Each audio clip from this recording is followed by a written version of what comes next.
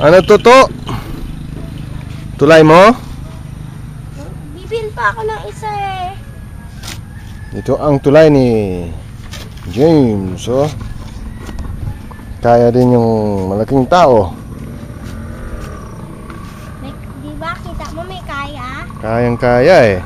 Galing mo pala eh. Alam ko yun kasi dati ginagawa ko to eh. Pero kaya ko yun. Dati ginawa ko pa to eh. Ah, ganun. Dito ako sa Aklan, nagawa ko to eh. Kahapon, Taas mo yung brief mo. kahapon ginawa ko.